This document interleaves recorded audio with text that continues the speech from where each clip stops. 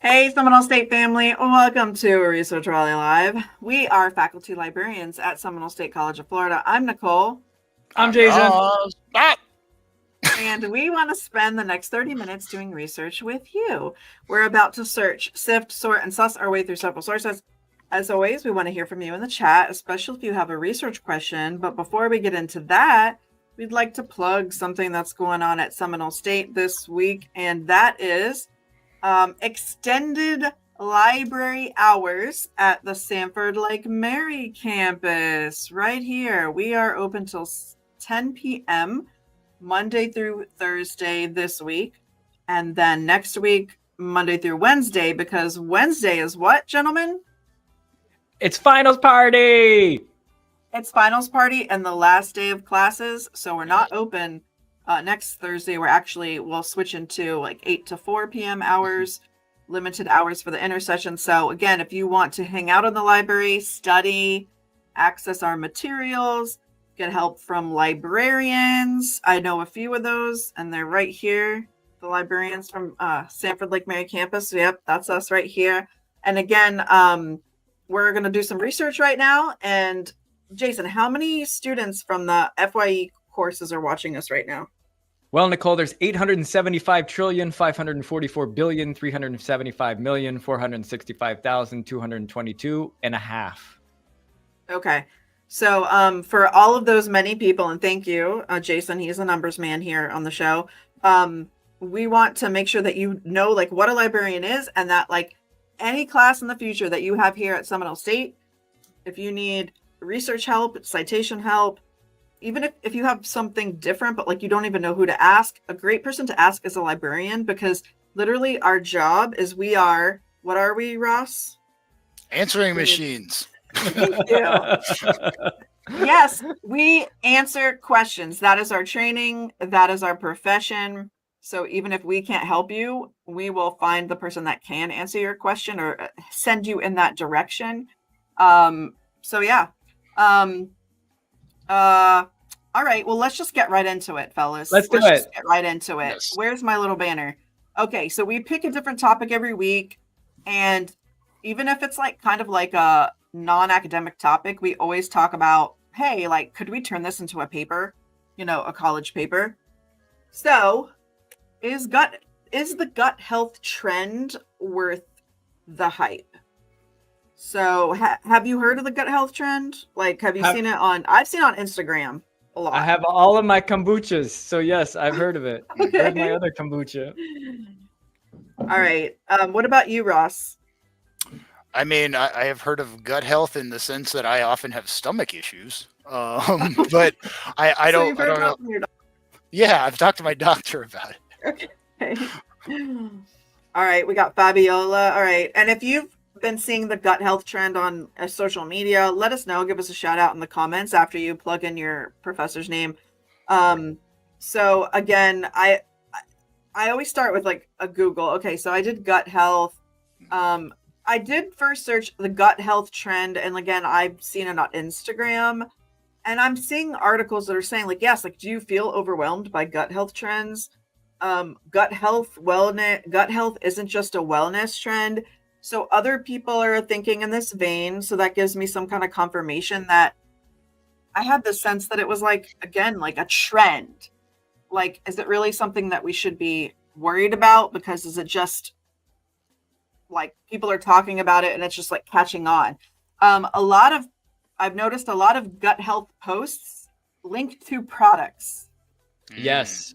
This is where they get these famous doctors, or they make them famous, and they say, oh, the doctor says, oh, make sure you take this. And then they give them money on the side. Try to be aware of those. Any sort of doctor recommended product is bad. Any sort of doctor recommendation in general, relatively good, right? But they don't usually, they're not biased towards a specific product. Otherwise, they're being paid by the company to do so. Back to you.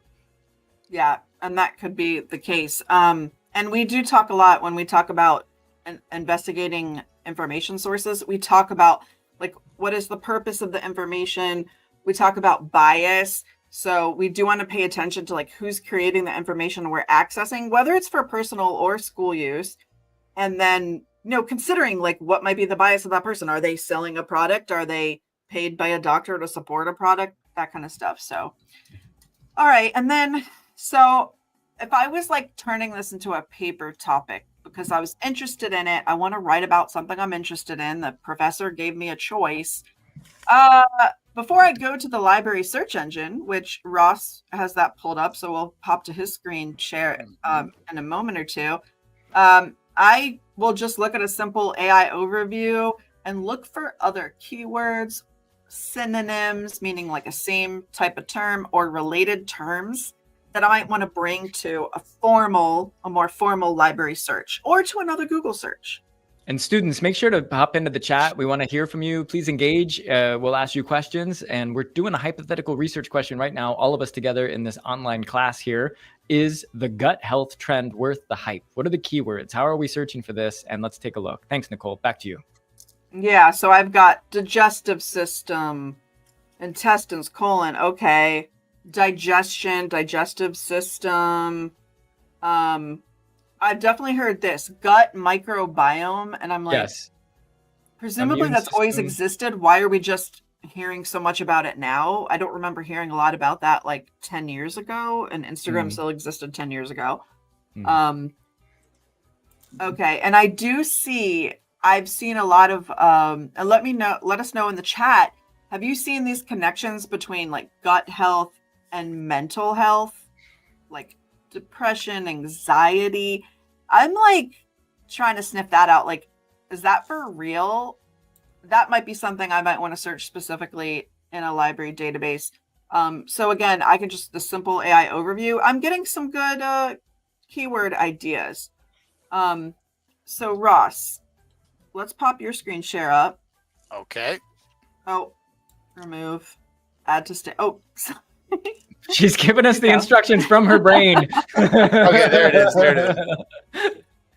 Okay, so what do we want our paper topic to be? Do we want to go with digestive system and mental health? I mean, I'm particularly kind of interested to see if that's like a true connection. I feel like that could be something that's like overblown. I'd want to see if there's research done. Cheyenne's coming in. All right. Well, let's I guess this out here. Give it a try, Cheyenne. Sure to where to start because I don't know exactly what we're talking about. Gut health trend. Are we talking about eating more fiber, or are we talking about eliminating? I don't know exactly what I'm looking for yet. I think Ross, we're talking about like probiotics, which is another word which we haven't discussed, and that could be a keyword. And so we're talking about something like that, something that's going to help with your digestion, your gut. None of us are doctors here. This is a hypothetical from 3 librarians, just like you're going to have a research assignment in your English class, your humanities class, all of that fun stuff. So Ross is taking a look at the library databases, rolling the dice here with digestive system mental health as our keyword string. And what do we got, Ross? Well, I haven't seen anything too spectacular yet, but this third one caught my attention because it mentions both things, but it's talking about mental health education and the depressive symptoms. Maybe there's something there, but I'm not exactly sure what it means. There's something about relieving. 2015, 10% human. And students in the chat, put your keyword string. We've gotten some good comments from you, MW, Cheyenne. But what would you put in? Yeah. Give us your keywords, or do a Google search really quick and tell us what you found. We want to do this research with you together. I feel like gut health is the I want to say the street term. I was going to say, Nicole, is that the academic nomenclature? Like, is that the professional? I don't believe so. Two doctors at a medical conference, are they saying, "Hey, Ralph, how's your gut health?" Like, is that really how they say it? So I flipped it around. I switched digestion instead of digestive system. And this is a good example of how just changing one small, simple little thing can drastically change my results. Because now I'm really encouraged. Like the first source seems to be talking about exactly what we're talking about. The third source seems to be exactly what we're talking about. So I think we're on a good path here, at least. Maybe I want to see what this one is. Okay. I went ahead. I searched.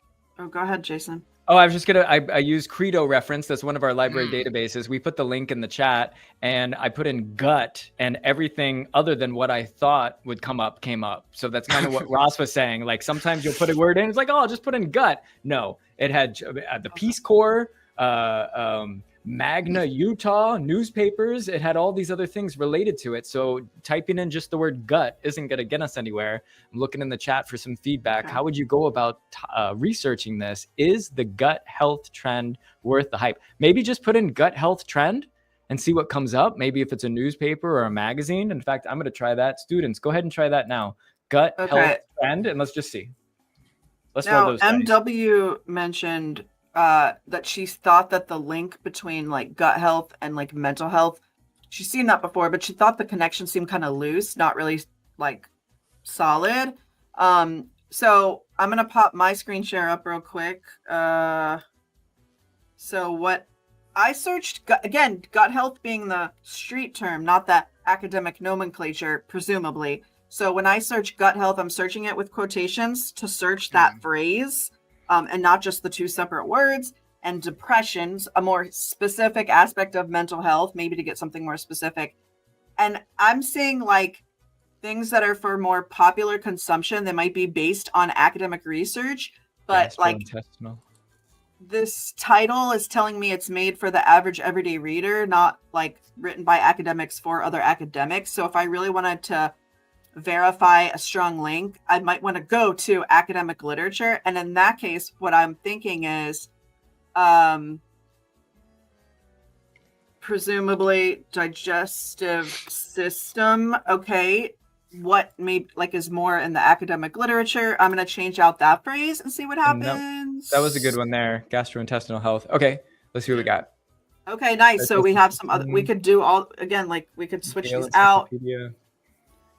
Tumor. Oh, and bibliometric analysis of research on digestive system tumors and depression.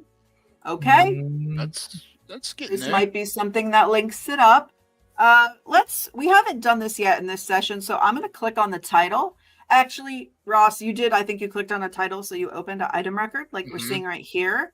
But if I scroll down, I can see some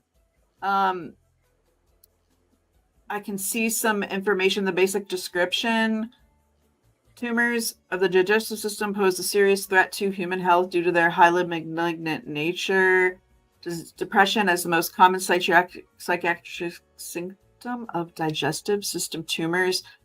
Okay, so I feel like this is getting away from if we're talking about I think it's getting away. Yeah. We were almost there, but research, almost there, and then we hit a brick wall. And we have to put the car in reverse, and we have to go around. Nicole, I have let's do a challenge. Yeah. Let's go into a Google search, and let's type in gut health trend, and let's examine or analyze. Let's add trend to it for our keyword string. And Ross and Nicole and Jason, 3 faculty librarians here at Seminole State, let's analyze these sources because I'm seeing sort of odd just .coms. Gut health business is booming.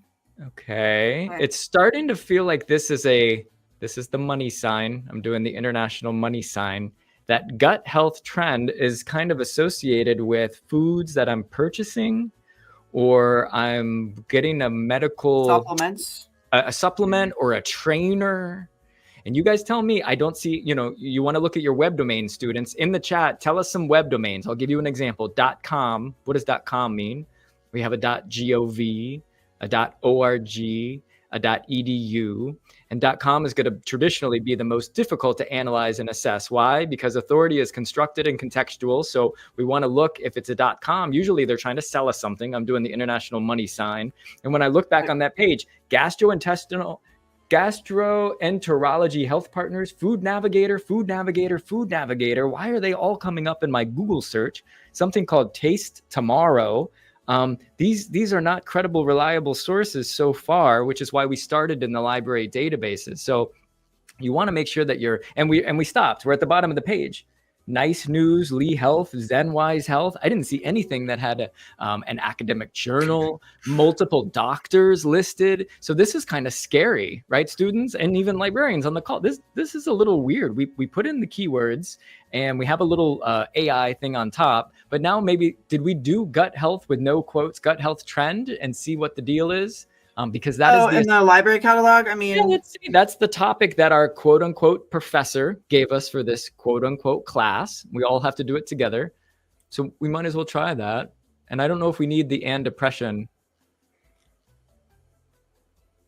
Students, have you been to the library databases? Give us a Y or give us an N in the chat so we can see where you're at.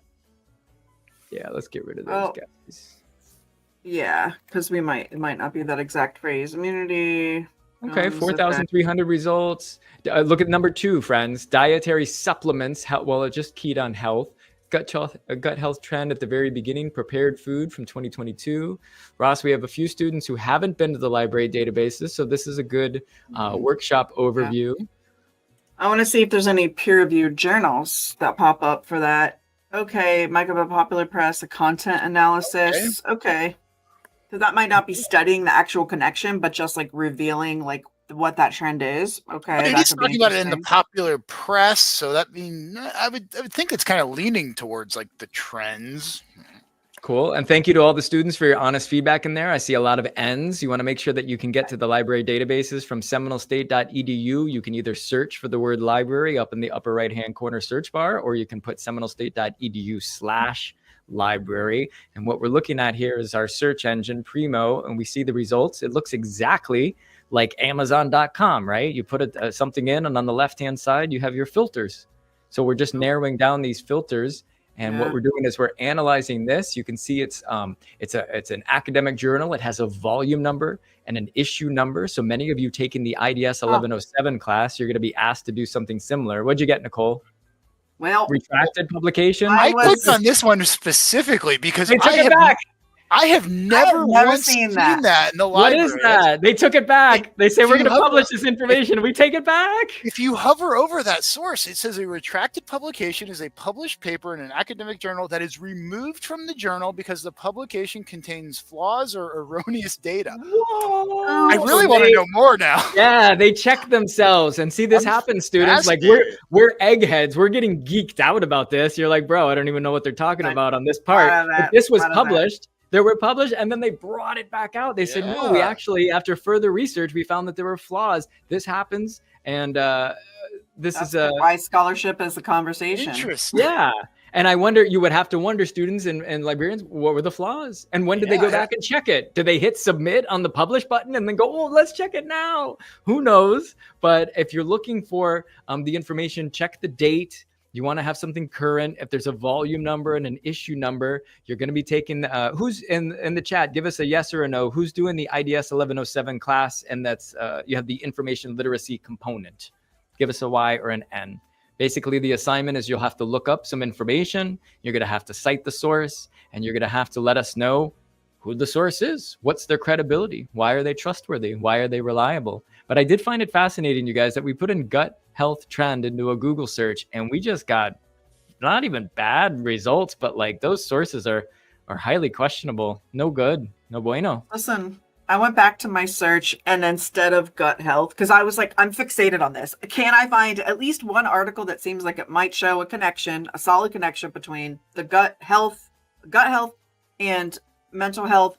In this case, I'm doing depression, something specific under mental health. So I put in gut microbiome to try to like some of these keywords I'm seeing that might be more academic, official in the literature. I've got a peer-reviewed article from 2019. It's not too long ago. The gut microbiome and mental health. This study reports a large population cohort study in which the authors correlate or connect microbial taxa, which maybe that might be like the gut, I think it's fungi or the material in the microbiome, with the quality of life and the incidence of depression. So that seems promising to me. I'm going to click on, I have the option just to go straight into the PDF. So I'm going to show us what that looks like. Accept all cookies. I'm on the work computer. Okay. Hide you. And you see here, Nicole, just on the top, as we're evaluating this source, is this is a credible, reliable source? Yeah, is that what we're looking at? Do we see an author? I do see an author. We can email that author, continue the scholarly conversation. I see a volume number 17, an issue. That's the page 196, I believe. There's the citation. You can also see how many other people have cited it. There's backup on top. I know I'm going pretty fast, but there's our author. It's a DOI. Awesome. Digital object identifier is great. How many people have accessed it? 16,000. Okay. So that's kind of like your likes on Instagram, right? You got a real fire picture. That one's going to be good. You have 0 likes on your picture, 2 o'clock in the morning. You're probably going to take that picture down, right, students? I'm going to go like that. Get PDF was like taking me roundabouts and not recognizing that I'm logged in as a Seminole State person. So I'm going to try going. I clicked on the title. I'm looking at the item record, and I'm going to now go down to view online, check for full text, and I'm going to go straight into a particular database and see if it. Okay. The gut so we've changed a little bit, and we're finding more information on this. And you could just a little bit. They gave you just an appetizer, right, friends? It's feature reviews. So like all they do is kind of like go over like studies that have been done, and they kind of direct you to them. So let's park it here. We've looked at the library data. Yeah, we've looked at the library databases, and we've looked at Google. Ross, can you try Google Scholar? And maybe we can look at gut health and see, because this can split the difference. And I'm finding some results. So believe it or not, I was actually just playing around in Google Scholar, and I found the article that was retracted, and I found a laundry list of the reasons why it was retracted. Their survey design wasn't good, and they didn't use line treatment. So that was interesting. But yeah, we could go back to Google Scholar and kind of search the same thing. I'm going to use the language that you used there. Was it microbiome? Yeah, let's see what comes up with that. I'm seeing some Taylor and Francis, some Elsevier, Wiley online. I'm seeing some. Okay, so I'm a huge fan of Google Scholar because it's kind of like throwing a really wide net out there and seeing what you fish back in. So if I'm just kind of curious to see, does research exist on a topic? Sometimes I just want to know that somebody has studied something before. This is a really great way to do it because it's going to connect you with all sorts of things. And I can definitely see from the research here, everything is from scholarly research, mostly peer-reviewed journals, or sometimes you'll even see some doctoral thesis papers in here and stuff. But people are studying this connection between the gut microbiome and the brain and all of that kind of stuff here. So I can see all sorts of stuff. Anything that says full text is going to connect us back to the library. So sometimes I even search here and just use it as a directory to our own library. I'll say, you tell me where to start searching. So this sounds awesome. I agree. And if you want to find this information efficiently and effectively, if you look at the amount of authors on there, definitely have one author. But if you have multiple authors on there, did you see how many times it was cited? It looks like over 167 for one of those. Keep all that in mind. When was it written? You could see microbial ecology and health and disease. Say that 20 times fast. You have a volume number and an issue number there. Great. There's a DOI, the digital object identifier. We've talked about that. These are quick, easy ways. Just like you're crossing the street. What are you told to do before you cross the street? You look both ways. This is another way to assess and evaluate this information. And we want to get you to do it efficiently and effectively and quickly. In the chat, yes or no? Have you used Google Scholar before? Yes or no? Let us know, students. Nicole, there's still 800 billion people watching. I'm so happy for that. Is anyone's any comments that we? Yeah, one comment says Jason's cool. Another one says Jason's pretty cool. Another one says Jason's cool. Now wait a minute. That's my mom, I think, texting in. All right, wait. So we have.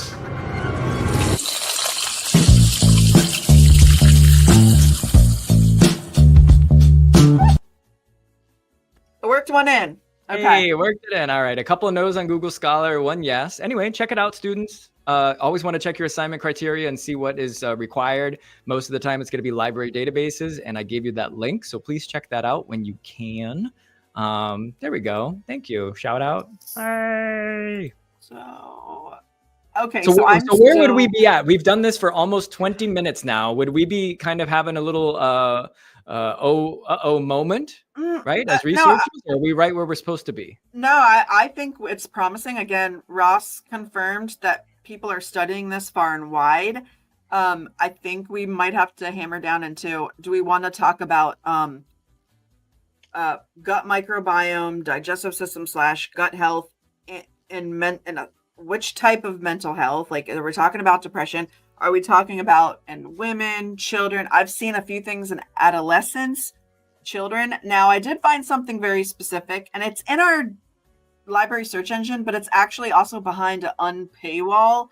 So it's open access, more or less. It does say it's peer reviewed. Yep. It's not too long ago.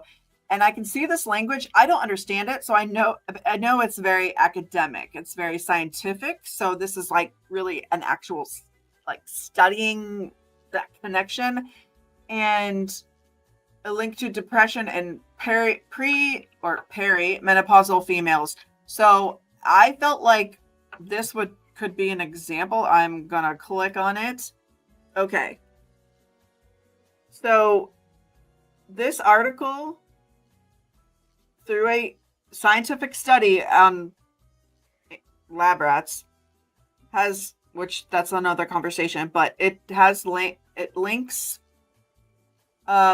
something, whatever this is going on in the gut microbiome, linked to depression in females of a particular age range, being, I think technically premenopausal will be 35 to 40 something usually, up to like about 50. So I think if this is what I'm really interested in, linking gut health, gut microbiome to mental health, I think we could build a paper on it. I do. That's my vote. And just to go back, what I would do is I'd probably try to find a core definition of what gut health is. Let's see. Do I have a screen? Let's see if I have a screen share here. And let's see. And maybe it would be like a cross section of like, okay, if I'm finding like 5 really specific research articles on a certain type of element in the gut microbiome and a certain type of subject, like women or adolescents or whatever, I could kind of pick, and I could say, okay, across the board, it seems there is much research linking some aspect of the gut microbiome to mental health, and particularly depression. Like, I feel like that kind of might be the thing. That might be a way to lay it out. So here's a good example, Nicole, that gut health, a new objective in medicine. Now it says new, right? What year does that say that it was published? 2011. Right. So it was new then. And if you calculate and you do the math, that was a gazillion years ago, an exact number. Yes. So you can always use this. Information has value. So you can always use this to see what the core definition was. And this comes from Springer, right? Springer Nature. You could see it's an open access article. You could cite the article. But right here, friends, gut health is a term increasingly used in the medical literature and by the food industry. Okay, great. It covers multiple positive aspects of gastrointestinal or GI tract. Now pause. Did we use that as a search?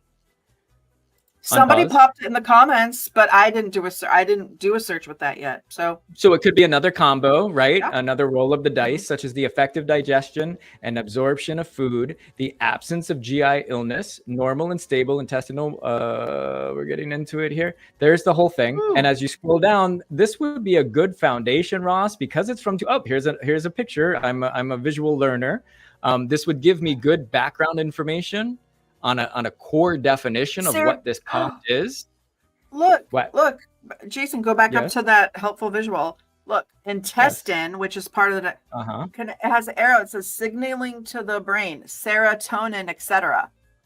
I am not a subject matter expert, but I know that serotonin is related to like mood or mental situation. So you can look at this, and you can, even though it's from 2011, is what I'm trying to get at, is information has value. You can build on this. And this, I mean, again, that figure looks pretty good. It kind of gives you a pretty good example. But this came up, and now it's 3:29, and we've been doing this research for, a half hour now. And this is the way it works, friends. Sometimes you hit roadblocks. Sometimes you have to go back. But always evaluate your sources, check the dates, make sure you understand where it's coming from and that you're not putting something in from, somebody's blog or somebody's Tumblr, or we're still using Tumblr, something like that. You want to make sure it's from a credible, reliable source. You're following the directions and the criteria outlined in the instructions in your Canvas course shell. You're following the rubric, and then you do the research. And as you see, it can be fun and exciting and deflating and uplifting all in the same time. Back to you, Nicole. And if you need help, yes, and if you need help, you can come and ask a librarian. By the way, a quick word from our sponsor. Our sponsor today is Academic Integrity. Cheetos, we're cool with that. Cheetahs, we're also cool with cheetahs, but cheaters, we don't want this. We don't want the cheating. We don't want the cheaters cheating. If you are struggling with your academic situation, there are multiple resources at the college to assist you, including the Academic Success Center, tutors, and librarians, okay? You can find lots of ways to contact us, sem.st/library, or just Google Seminole State Library. We want to thank you for joining us today. And remember, we are here to assist you. There's no question too big, no question too small, no question too weird. We want to hear it all. We can save you time and stress. So why haven't we heard from you yet? Again, go to our website. You can get in touch with us. You can chat. You can make an appointment. And if you like hanging out with librarians that are really into like searching for information, this is what we do. We're answering machines. Like, share, subscribe, and we'll see you next time. Next week is the last show of the semester. That's the finals roundup. And yes, we are also having a finals party on site at Sanford Lake Mary. So if you want to come and play ping pong, do art, play chess, sing karaoke, watch people sing karaoke, do all of it.